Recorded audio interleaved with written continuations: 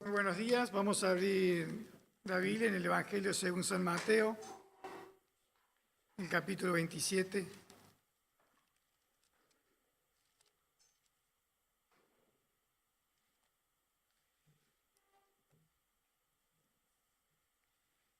El Evangelio según San Mateo, el capítulo 27, el verso 15 al 31, son 15 versículos, 16, que dice así. Ahora bien, en el día de la fiesta acostumbraba el gobernador soltar al pueblo un preso, el que quisiesen. Y tenían entonces un preso famoso llamado Barrabás. Reunidos pues ellos, les dijo Pilato: ¿a quién queréis que os suelte? ¿A Barrabás o a Jesús llamado el Cristo? Porque sabía que por envidia le habían entregado. Y estando él, Pilato, sentado en el tribunal, su mujer le mandó a decir: no tengas nada que ver con este justo, porque hoy he padecido mucho en sueños por causa de él. Pero los principales sacerdotes y los ancianos persuadieron a la multitud que pidiese a Barrabás y que Jesús fuese muerto. Y respondiendo el gobernador les dijo: ¿a cuál de los dos queréis que os suelte? Y ellos dijeron: a Barrabás. Pilato les dijo: ¿qué pues haré de Jesús llamado el Cristo? Todos le dijeron: sea crucificado. Y el gobernador les dijo: pues, ¿qué mal ha hecho? Pero ellos gritaban aún más, diciendo: sea crucificado. Viendo Pilato que nada adelantaba, sino que se hacía más alboroto, tomó agua y se lavó las manos delante del pueblo, diciendo: inocente soy yo de la sangre de este justo, allá vosotros.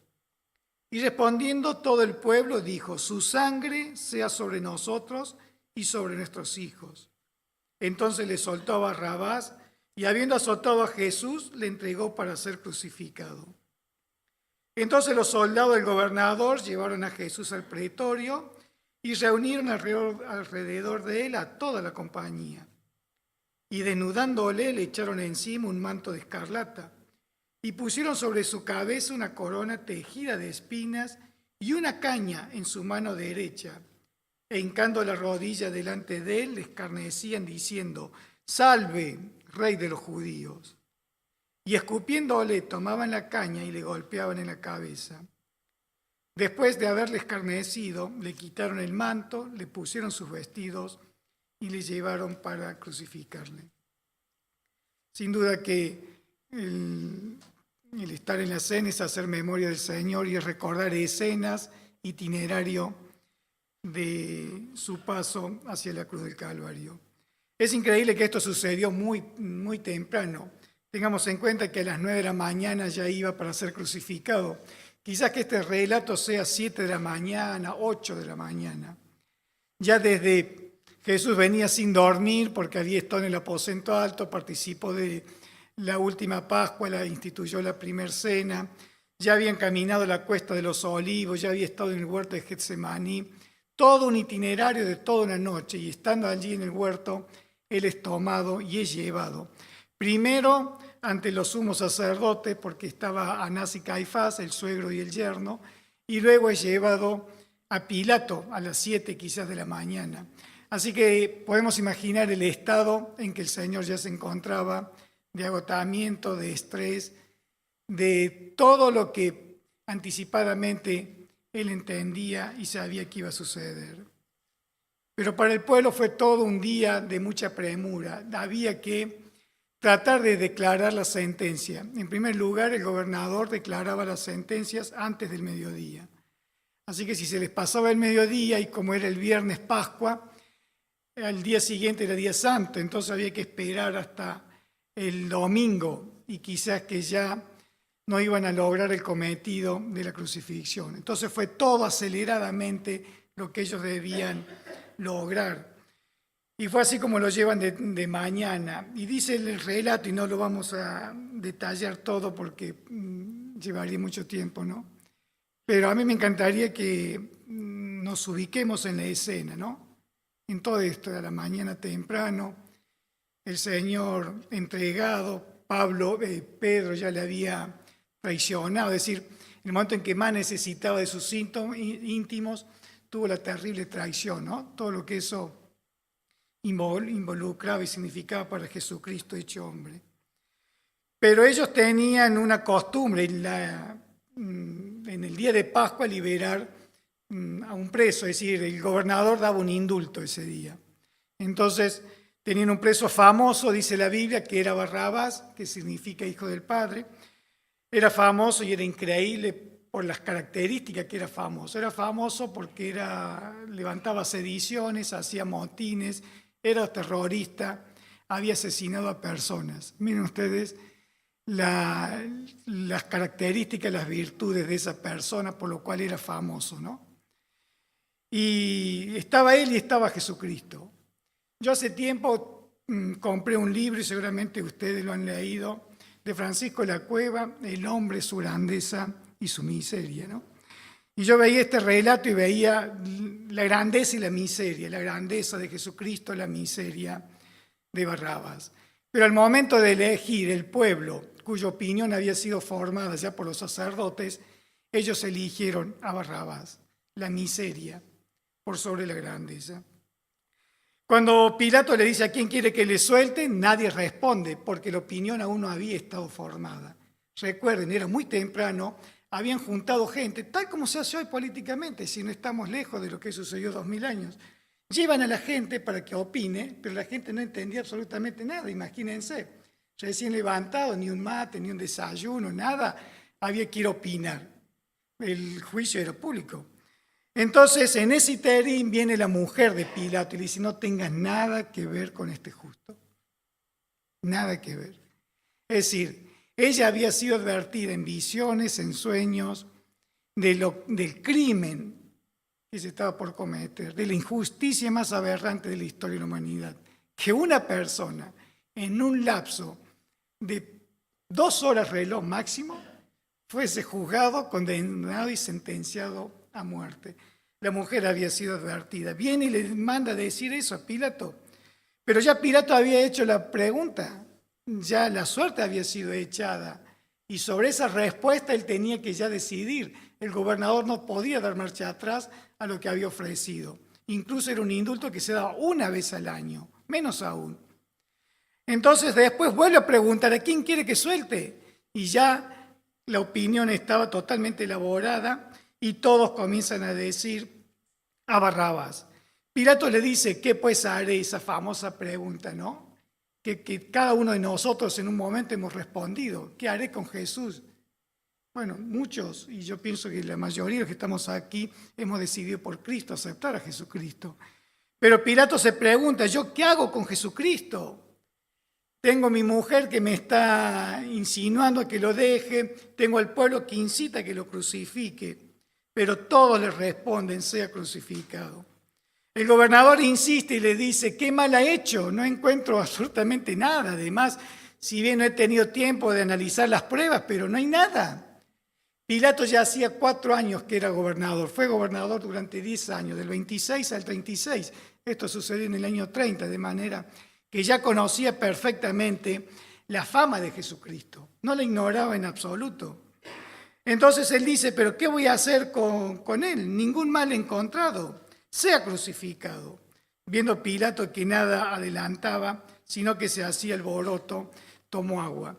Uno de los motivos por los cuales Pilato se había instalado en la región de Jerusalén era por la cantidad de alborotos que se hacía. Y la principal función de los gobernadores del Imperio Romano era la famosa paz romana.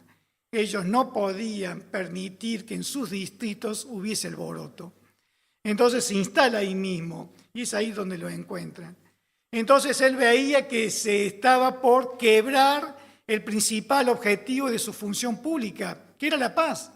Entonces veía que había alboroto y no tiene mejor idea que tomar un lebrillo y lavarse las manos. Seguramente él ignoraba lo que decía Jeremías. Aunque te laves con lejía, aunque amontones jabón sobre ti, la mancha de tu pecado está delante de mí. Él no entendía que por más que hubiese hecho este acto público, podía llegar a limpiarse de las terribles consecuencias que esto le acaecería. Todo el pueblo le dice, su sangre, nosotros nos hacemos cargo de este injusto juicio. Hasta el día de hoy los judíos padecen por esta sentencia. Los programas, los campos de concentración, los exterminios en masa son parte del juicio de Dios sobre un pueblo que Él mismo, sobre nosotros, sobre nuestros hijos, sea la carga de esta sentencia. Ellos no habían dimensionado en absoluto lo que estaban haciendo. Todo por envidia, como el mismo Pilato ya lo había descifrado. Entonces le suelta a Barrabás, le suelta la miseria, y azota a Jesucristo y lo entrega para ser crucificado. Yo a veces pensaba, ¿no? Qué maravillosa que es la historia y la biografía de los grandes siervos de Dios. Dios no oculta nuestra miseria. Cuando usted lee a Abraham y ve que Abraham en 2 oportunidades expone a su mujer como hermana y es tomada por el rey dentro de su harén, poniendo en riesgo el plan de Dios de que a través de Sara iba a nacer la promesa, iba a nacer la nación. A él no le importó por salvar su pellejo. ¿Dónde lo sentaríamos a un Abraham del siglo XXI? Aquí. A veces pienso en la historia de David, que luego de cometer adulterio desarrolla todo un plan de homicidio para Urías. Incluso en la propia mano le manda la carta para que el capitán Joab lo ponga al frente donde reciaban los flecheros y fuese muerto. Joab, cuando leyó la carta, sin duda que se dio cuenta que esto era un plan macabro. Él sabía de la capacidad y de la estrategia militar de David. ¿Cómo va a pedir semejante cosa? David con 8 mujeres, 22 hijos, los fratricidios y las violaciones en su propia familia. Difícilmente lo pondríamos como líder de matrimonios en la iglesia. La miseria de David. Pero Dios no ve la miseria.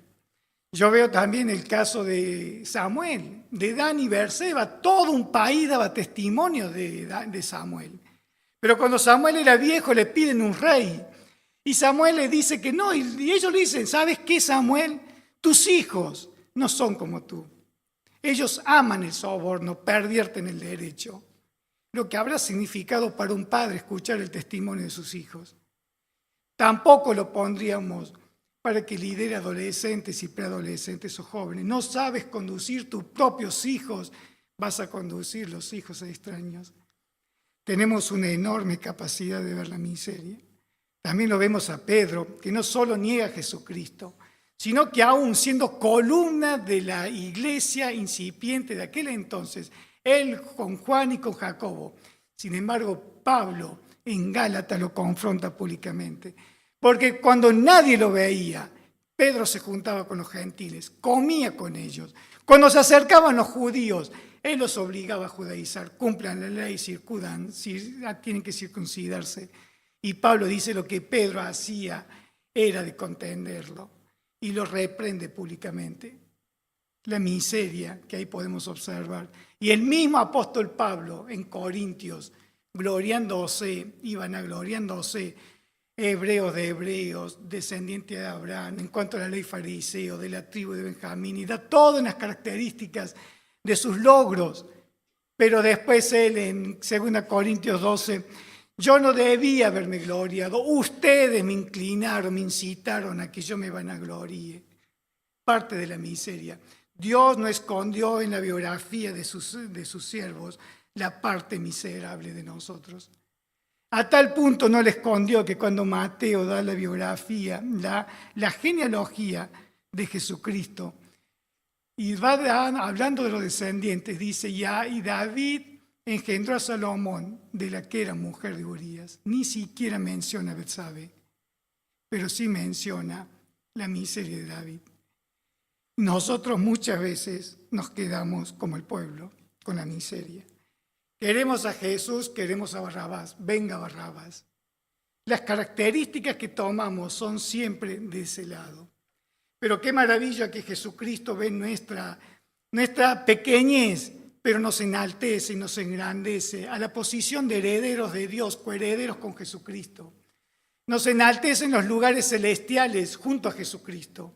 Nos ha ido a preparar moradas, si así no fuese, yo lo hubiese dicho, dice Jesucristo en San Juan 14. Voy pues a preparar lugar para vosotros. La dedicación de Cristo para nuestras vidas.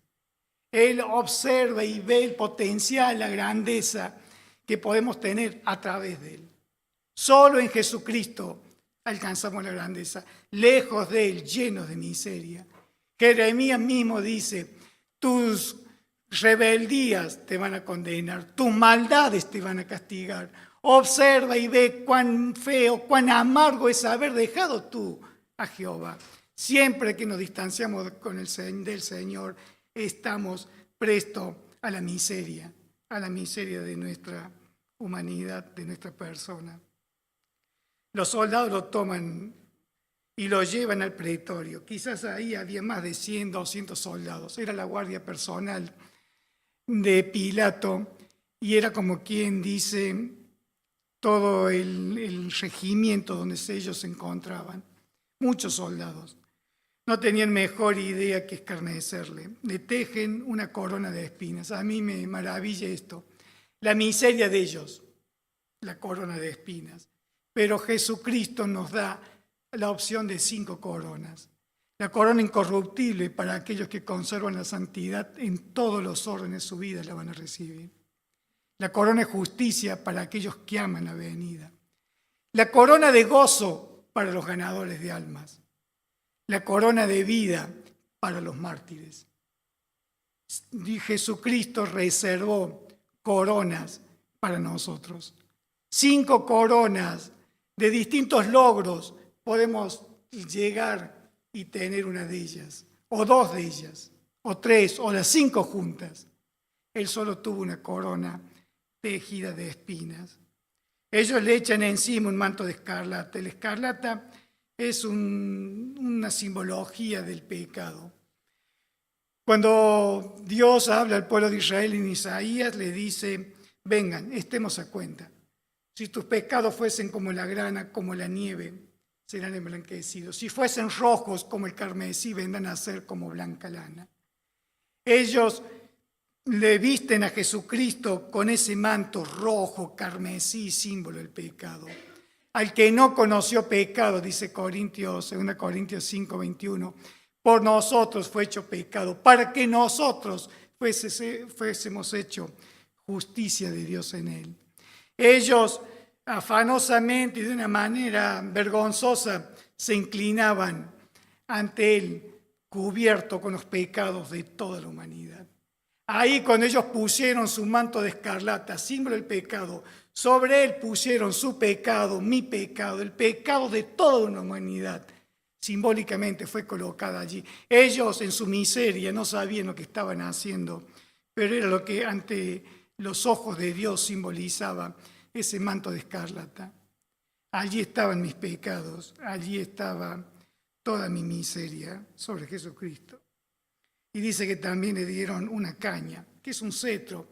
Se utiliza hasta el día de hoy, incluso en nuestro sistema republicano, en la asunción del presidente se le da el bastón de mando. Era una simbología de burla también, de que no tenía y que carecía de todo poder. Ellos ignoraban que quien tenía esa caña en la mano derecha era el creador y sustentador de todo el universo. Se hincan, le escupen, finalmente le despojan de sus ropas y lo llevan para crucificarle.